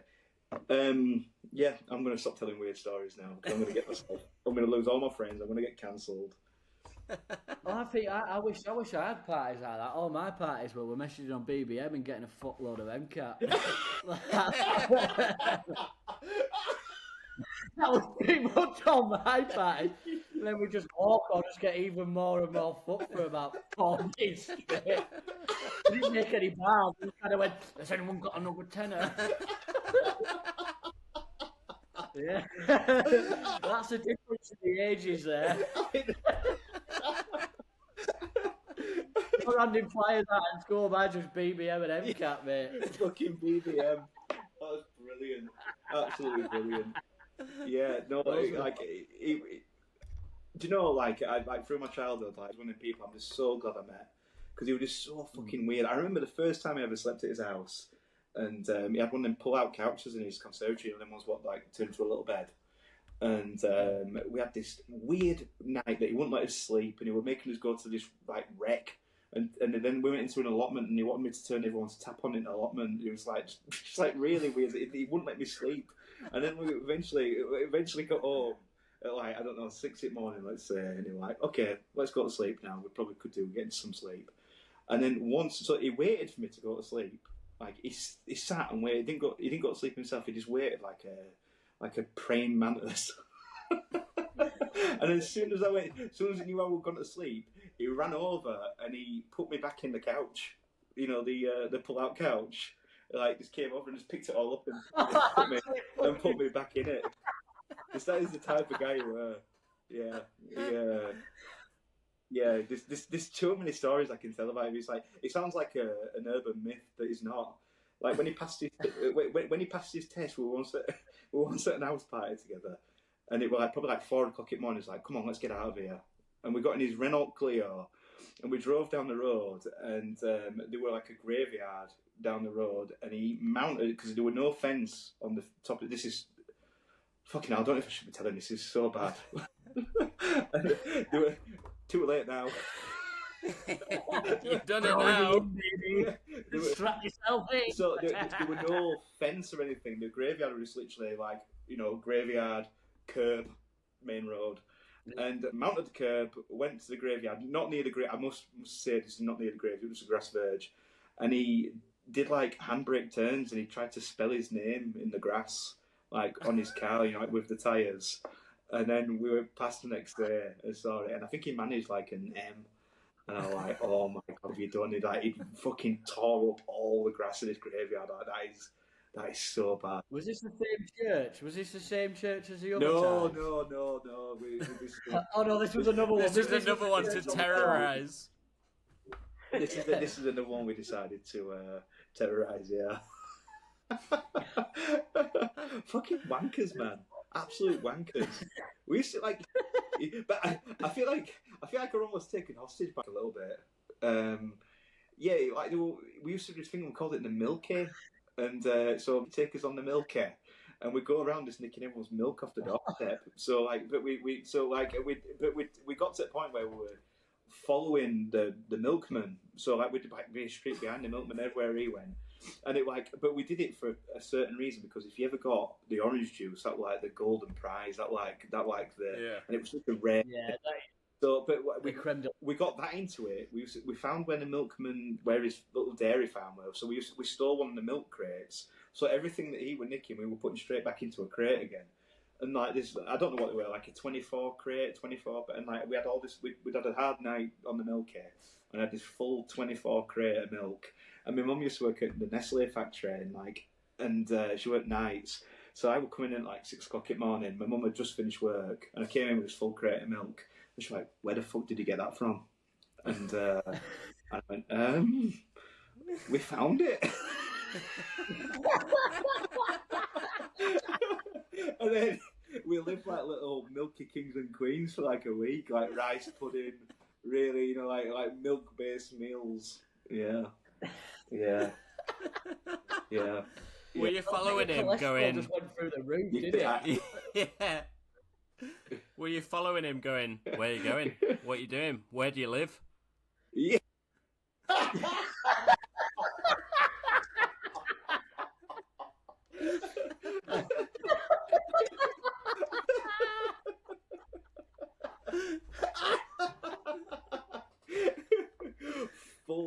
Full circle, absolute full circle. You became what you did. What a weird little cunt I were, honestly. But at the time, it was so exhilarating. We loved it. Like, felt harmless. But now, I'm as a 32-year-old man now, if anyone nicked the milk off my doorstep, I'd be fucking livid. I'd find them, I'd cave their head in for that fucking bottle of semi-skimmed.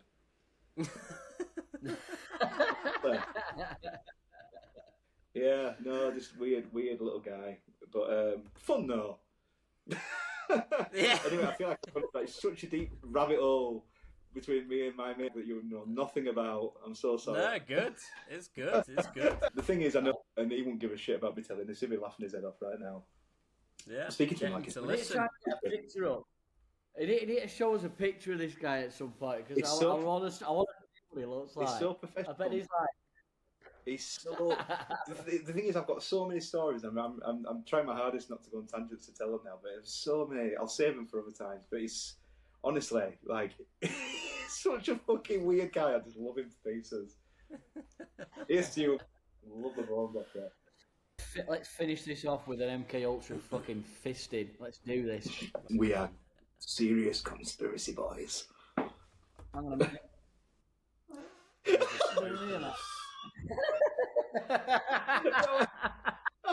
The squeak on that.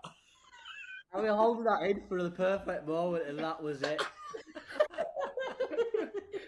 I can tell from that you've got a really tight little arse on you. That was great.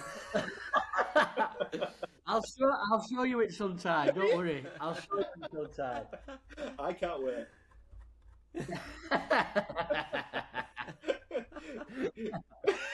It's pretty much like this. The lower half. Yeah. Nothing else.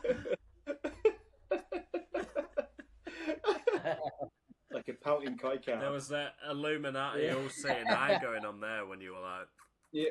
That's it. It's the MK Ultra all fight. What the fuck? Did you see that? how do you do that? How did you do that? I don't know how I'm doing it. I can't do it again. No, I'm not doing it now. Can I just ask? Is my let's hear it for Tom's arse.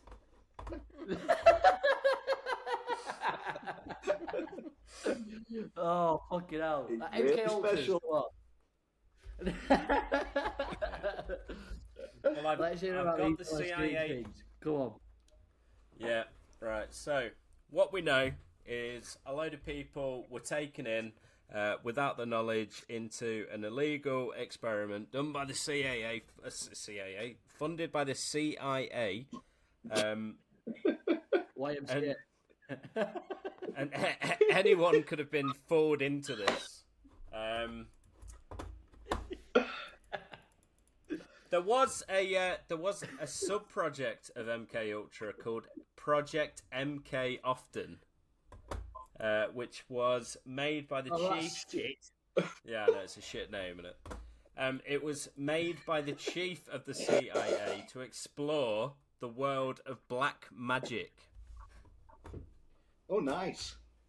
You know. Yeah. So Yeah.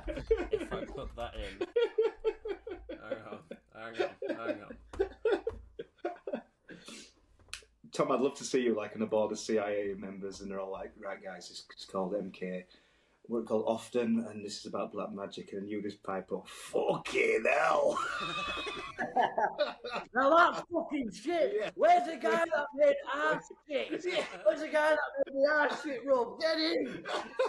I was here for piss cakes. Yeah. You think that were a good bit? I've got on some tangents. I forgot about piss cakes.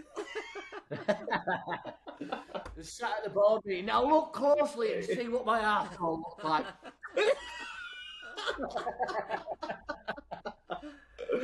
Guys, do something so boring. Let's talk about piss cakes. Yeah. Right, we need to hand all the LSD out. Where's the LSD? What? Oh, that was for other people? Fuck!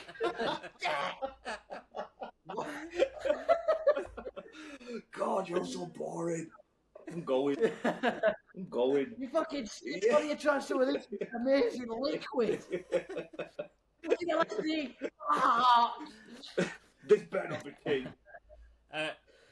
Another thing that I found out, some people think that some celebrities are under the influence of or similar effects of what they were experimenting on, like brainwashing. So they think that, do you know when you hear like people talk about celebrities getting cloned or celebrities acting weird at events where they like kind of pause and stare into space, they think it's kind of like a whole facade, everything's fake. So I mean, everything's fake in a way, in it, kind of like social media and stuff like that. But yeah, celebrities at events programmed to be a certain way and talk about certain things, and everything's like a big agenda that they've got to push. So I honestly believe that. I really do. Yeah, I do 100%. Have you seen videos of like when it's like, I think it was Katy Perry and she's like performing, doing a song or whatever, and her eye, kind of goes. what the fuck? like it was like a weird glitch, wasn't it? Like Yeah. She's Voodoo. definitely a role. Yeah. Fucking hell, he's voodoo. Black magic. I told you to stay away from that fucking voodoo. Kitty, you bitch. You're meant to be a good Christian girl and you're getting involved with that black magic. God damn it. Not again. Not again. first you were shitting up against the church, and now look at it. First you were poisoning Bill Murray and now We're you're all fucking downhill. Oh, God. But yeah, I think going over the whole MK Ultra thing, it's just fucked because there's so many innocent people that were involved with it. The CIA never apologized for it. Everyone signed non-disclosure agreements, and it never went to... I mean, Congress spoke about it. That's the whole reason that everything came up into public view. But there was nothing ever done about it. It was just kind of... It came out into the public eye, and everyone kind of went, "Oh, it's real," and everything got glossed over, and that were it. Shrugged it off. Yeah. That in itself is pretty bad. So you kind of thought something like that would kind of bring everyone together and be like, "What the fuck's going on? The government are controlling us." But instead, we just kind of looked and just, Yeah. Well, at least they told us. I think so much of it. Yeah. So, God, guys, we're ages ago. Get over it. That's in the MK Ultras was yesterday. Yeah, it was so in the past. Why aren't we talking about piss cakes, which are in the current and future? Do you know what I mean? And this is our Dragon's Den pitch. In fact, I might call my pickles that. Piss cake. I get big cucumbers and make them like thick thingies and put them in there and call them piss cakes. Uncle Tom's piss cakes. That is what we're doing, Aaron. That is what is the design we're going to go for. Uncle Tom's piss cakes. I like to envision you like kind of like riding a big gherkin, you know, like on it, like. Yeah. Just with like a sack of these huge piss cakes with like urine coming out of the Don't bag fucking still. tempt me, 'cause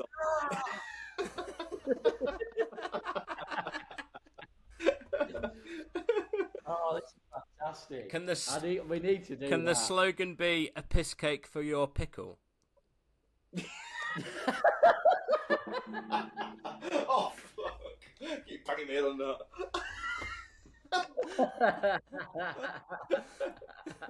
Do you think, just talking about the piss cakes here, do you think they'd crumble in your mouth? Or do you think they'd be quite, take a bit of a bite? I think it'll be a straight up crumble. Mm. I don't know. I reckon it'd go into some sort of sludge form in your mouth and form this horrible, A froth. you know.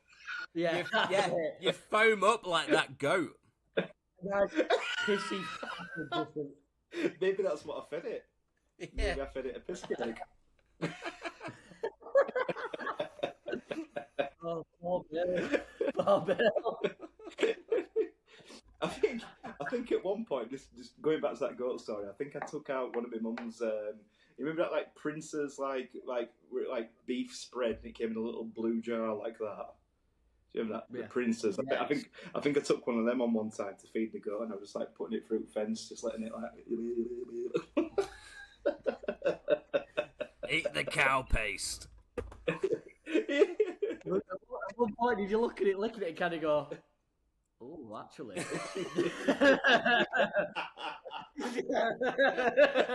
Just go, hang on a minute. I need you this. Can I look around and go? The vicar's not here. Little did you know that vicar was right by the church. He's doing it again. No, he's right behind you going, where you doing, what you doing? Where do you live? Is that Princess? Smells delicious, that. That's my gun. He had no right to knock your tooth out, boy.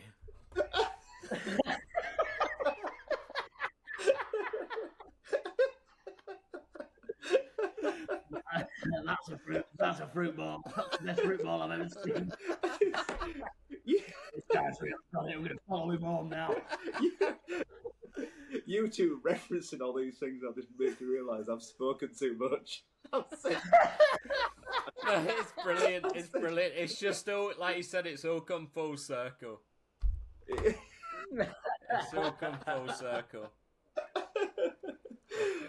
So we all know that Princess beef spread poisons girls. Yeah, that's the limit.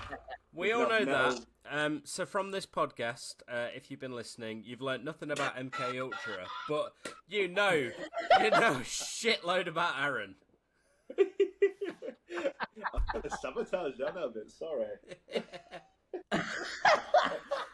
That's what the podcast is about. People listen to this because we go off tangent and we don't stick to routine. We don't stick to script.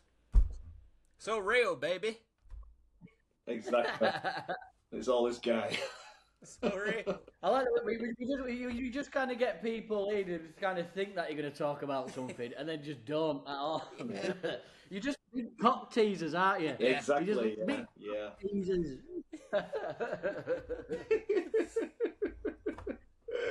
Yeah, pretty much.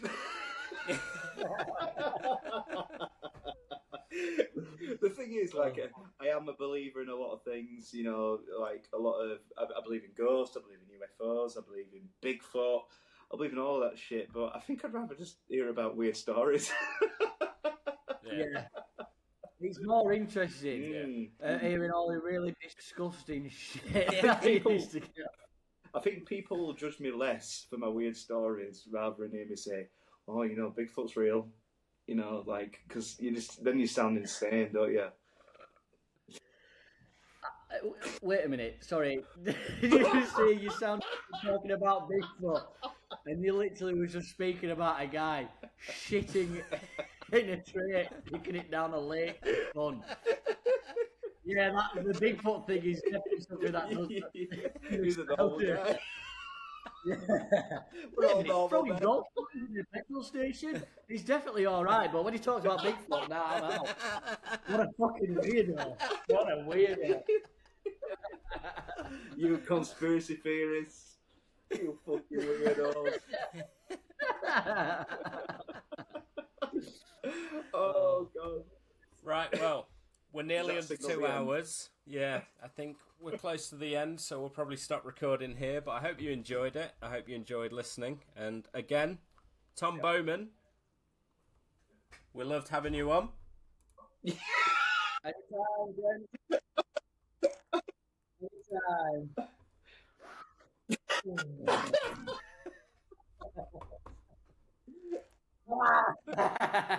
Tom.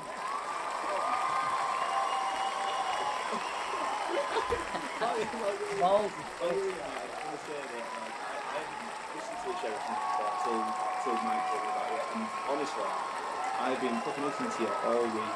Fucking great, man. Honestly, I love it. Cheers, mate. I mean, I want to say I put all the hard work and effort in, but I literally joined the D and did fuck all. So, I need to give praise to Kane, Finn, who have really stuck it out and have been doing it for years. Because I've just kind of joined in and kind of rode the wave a bit. I mean, the recent songs that we've done, obviously, I've had something to do with, but they really pushed it. And if it weren't for them, we probably wouldn't have got to where they are. I mean, it just. You know, I'm just an extra. Yeah, oh mate, no. Honestly, the drumming is fucking killer, and I just really fucking love it. So, yeah, well done. Well, you know, there's a hand job waiting for you. Don't you worry about it. The sloppier the better, and then we'll finish it off with a couple of piss cakes. There's 2 piss cakes at the side. Yeah, that's all I need. Eat them whenever you want. Yeah, half-time piss cake. Yeah, all right. Then back to it. Yeah. Back to it. Just back to it. Piss cake, right? Do you know what, mate? Honestly, like, I think our bands are so different in genre, but I fucking hope we cross paths. Honestly. Oh, well, I know you guys are quite you're quite on the heavy side, but I think since Mike put me through to you, I've listened to a couple of your stuff. And it's fucking mega, mate. Oh, cheers, man. Fat tunes. I'm hoping I'll be able to come see you. You are still going, aren't you? Yeah. We're still plodding on. Yeah, just good. Well, I'll make myself going for it, and we can actually physically meet each other, yeah. and then we'll scare the rest of the building. And then nobody will want to be around us. Oh. We'll start shitting in Philadelphia. Right, on that note, I'm just going to end the recording here. And we'll see you in the next one. Peace.